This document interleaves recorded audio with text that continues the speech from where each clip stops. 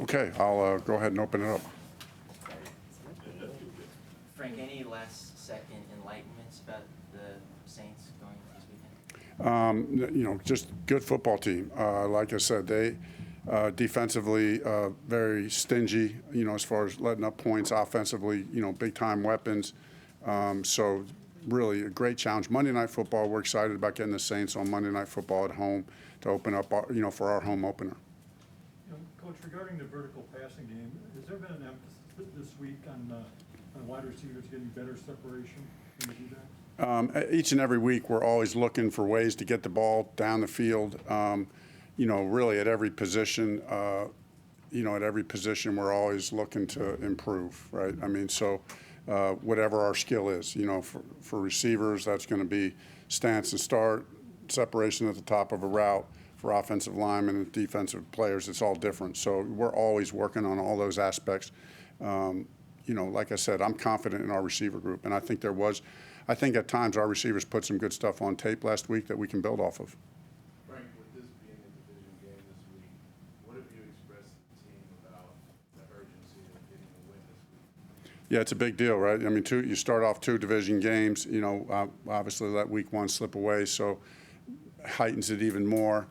It's our home opener, right? So you got to protect your home turf. So there's a lot at stake. It's one game, and the way to go about it is do the little things right. Have the details, get those things right, take care of business in that way.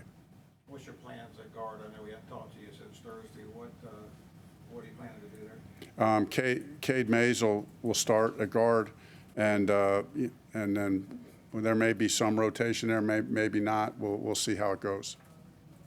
Will we start at left or right guard? I'm not going to go into all the details of that at this point. Is Chandler still starting on the other side? Chandler's starting, yes, that's correct. What are your feelings on Chark and his readiness? Yeah, DJ was full today. He was full today, so he'll be ready for the game. So long as he doesn't have any setbacks from today, which I don't think, I thought he looked good this week. We'll see if he's on a pitch count or not. Possibly a pitch count. We'll play that by ear as we go. Hey Frank, back in training camp, I asked you about Bryce Young and his humility. I'm just curious. I wanted to follow back up on it. What was the first time that you noticed that when you first met him? And maybe it was a meeting and scouting combines. When did you kind of notice that about him personally? The first time you talk to Bryce, he's a humble man. But you also know he's a man. That he has a strong and somewhat in a good way, and I mean this in a complimentary way because all the good ones have it. Stubborn. Nature to him, because that's what it takes sometimes to be great. And so he has that blend of confidence and humility that you're looking for. What did you like about what you saw from Zavala through the preseason that made you comfortable starting him at guard in week 1 and then going into him being kind of the experienced guy now at guard in week 2? It really is amazing how quickly he settled in, and we saw early, just a high football aptitude, a physically strong man in pass protection, did particularly good job passing off games. Those were early signs that said, "Ooh, he's ready to go." Nielsen, the Falcons coordinator, trained I think under Dennis Allen. Do you expect to see any similarities with kind of how they attack? I would think so. And I would think they've talked. You know what I mean? I would guess they've talked. But listen, Dennis, Coach Allen is, to me, one of the best. And he's been one of the best for a long time, schematically, as a coach.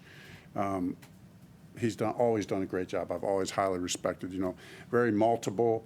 His pressure packages are very sophisticated. We have a young rookie quarterback. It's our second game. I'm sure he's going to challenge us in every way.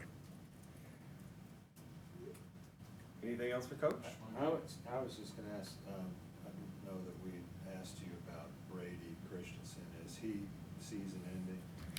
Yeah, Brady will be season ending. I probably do want to note, I appreciate you asking that, because I probably do want to note on JC, just to clarify too, that JC, because I know there's been some stuff out there, but JC, ended up having a procedure that we are clearly calling a procedure. And I don't know the exact timetable, but we are optimistic that we had a chance of getting him back this season and to help us this year. So excited about that news as well. So excited about the prognosis for JC, but obviously we'll take it as it comes week by week. And procedure versus surgery? Yeah, just that's really a clarification.